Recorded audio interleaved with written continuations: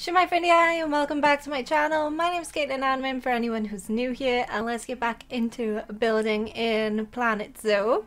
I'm continuing in the Wetlands Conservation Park today, but I'm gonna try something a little bit different. I've made it my mission to enjoy the exhibits a little bit more. I usually avoid them at all costs. I don't find them interesting in the slightest, but there's got to be a way around that, right? They don't always have to be boring, and usually what I find boring about them is that they're just this cube, just a big square. So today we're going to do a little bit of research first. We're going to have a look at some different exhibit animals, have a look at the different exhibits, and see what will inspire me to build something for this exhibit animal.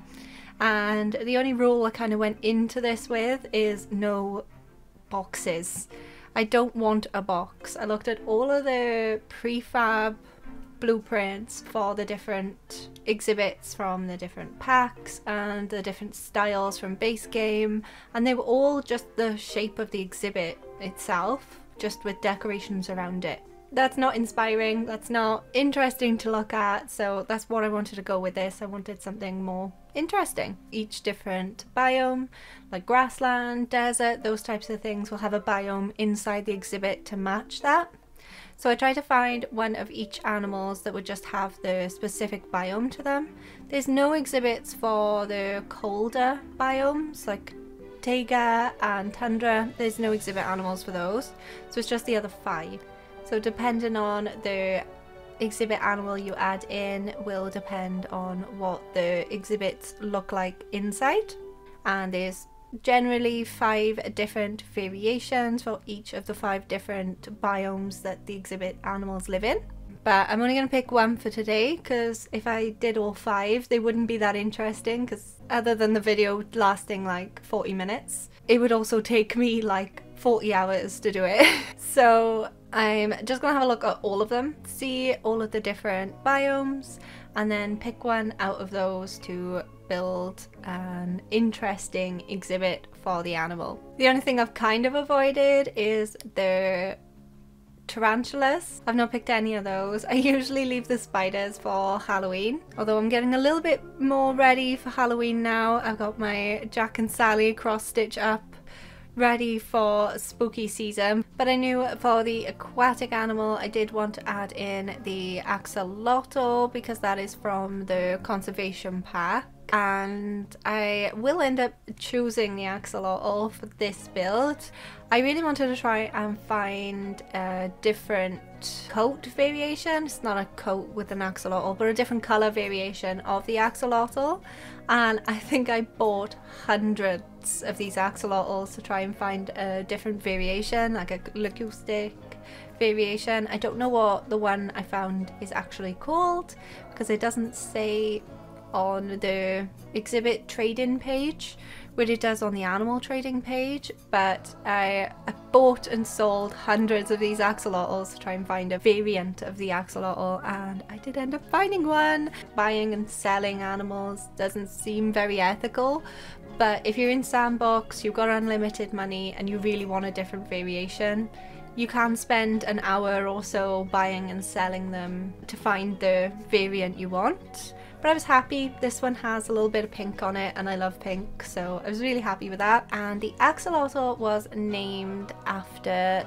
the Aztec god Xolotl, and I'll put the spelling up because I'm not quite sure whether I'm pronouncing it right. And that was the Aztec god of fire and lightning, which I find really interesting. I was looking a little bit more into Xolotl as well. I will put the link to the article I'm reading at the moment. According to a myth, the 5th sun was created by the gods but wouldn't move across the sky. It needed nourishment, and that meant sacrifice. The gods themselves were the first to be sacrificed to the sun, setting the example to the Aztecs.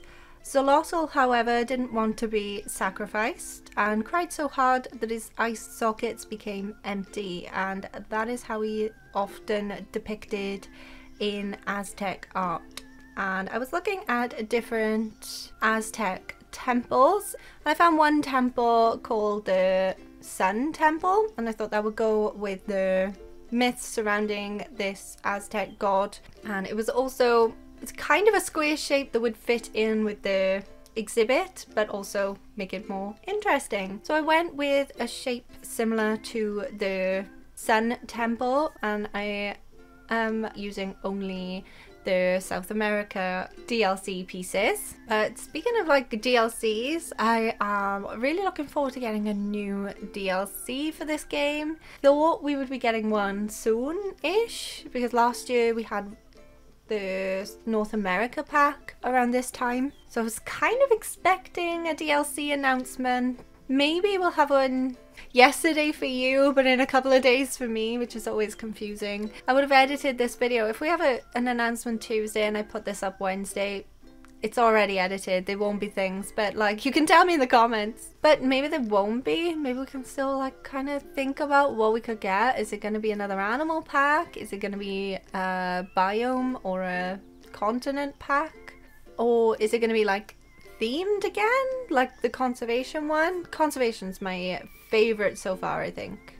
But I have seen on another creator's video that there will be more DLCs for the rest of this year and next year, which is exciting. And we're also coming up to the anniversary for Planet Zoo too, so we might be getting more freebies. That's always good. The freebies last year were like 10 out of 10. Bernie's Bakes and the black and white ruffed lemur, which Bernie's Bakes is probably my most placed store because I love cake. I have tried to make exhibits a little bit more interesting in the past as well. For my season zoo, I created a ghost train for my exhibits, but this is not what this one's about. I was thinking, because of the temple and because it's a ruin, it went nicely in with the conservation theme, because conservation doesn't necessarily have to be looking after the environment. It can be conserving history as well for the world, and we want to conserve this history and educate about what happened in the past, and looking at buildings from the past is a good way to see how these people used to live. It's kind of like the pyramids in Egypt, as well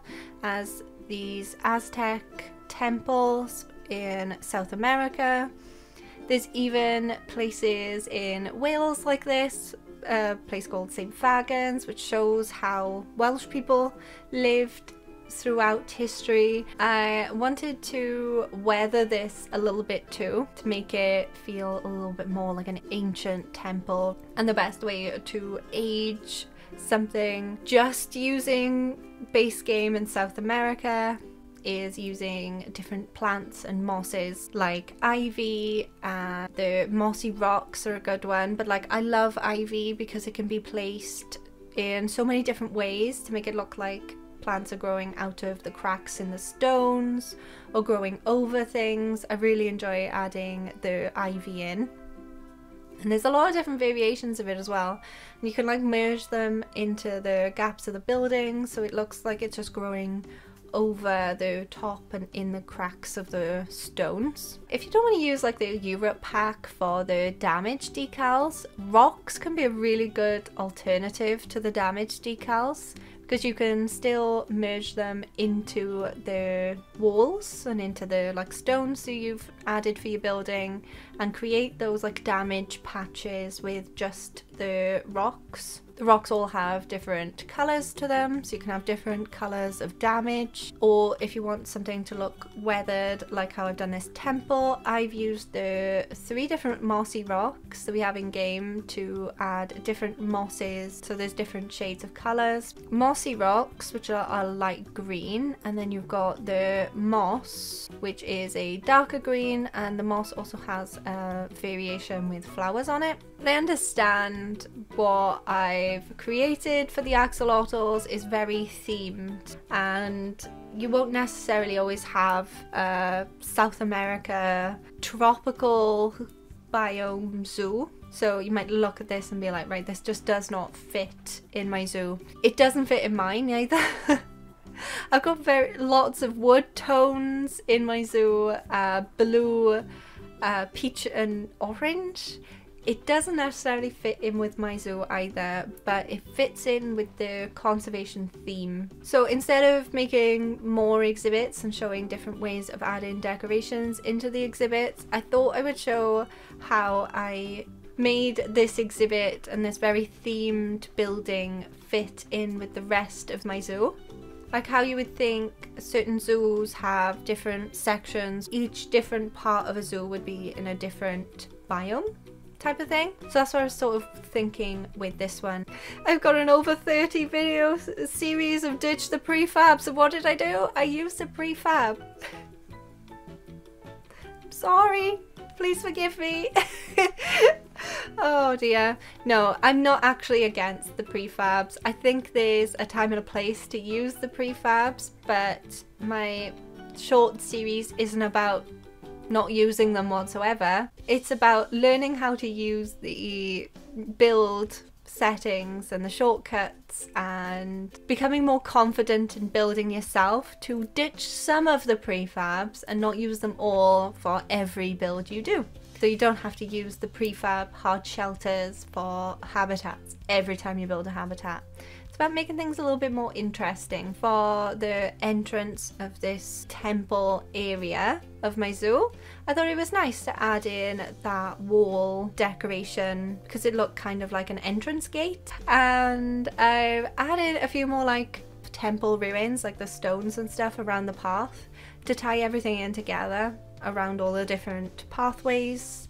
I've added a few like broken walls and some stone rubble around to make it a little bit more interesting around the area. I was thinking of this kind of like a queue for a theme park where you would have the decorations for the main ride around the paths, and for the education boards, the decorations, like the signs from the South America pack, had a sign very similar to the temple that I created for the exhibit.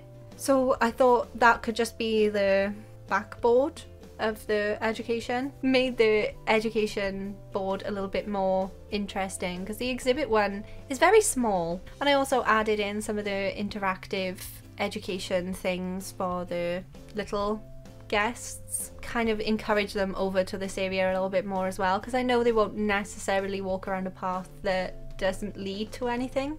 They won't just really wander. Guests always have a goal to go to, really. But this was really, really fun. I was dreading it to start with.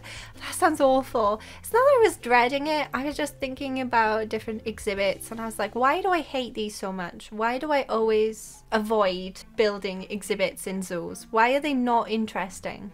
And the reason why they're not interesting is because they don't have an interesting shape. You can't customize them a lot with like just the exhibit cube. So that's when I thought of the idea of trying to make them more interesting. Instead of waiting for Frontier or Planet Zoo to give me more interesting shapes, I'm going to create those more interesting shapes. So if you have any ideas for any of the other 4 biomes for the exhibits and what kinds of shapes we can create out of this cube, I could completely cover this whole shape. It can be domed, round, as long as the guests can get to at least one window, they can still walk up to it. We can figure out a way of disguising this cube shape and creating something completely new out of it. What are your predictions for the next DLC for Planet Zoo, and what would you like to see added into the game? Animals wise, decorations, themes, what would you like to see added into the game? Because we still have at least a year of new additions into Planet Zoo, which is really exciting. I love that. I don't want this game to go the way Sims 4 has. And let me know what you think of this Aztec Temple for the Axolotl. And And of course, any other suggestions to improve these exhibits, let me know in the comments as well. And I'm going to leave it off there. If you enjoyed the video, smash that like button, and if you haven't already and you'd like to, it would mean a lot to me if you could subscribe and hit the bell to be notified whenever I upload a new video. I upload speed builds on Wednesdays and shorts tutorials on Saturdays. Thank you so much for watching. I hope you have a wonderful day, and I will see you next time. Goodbye!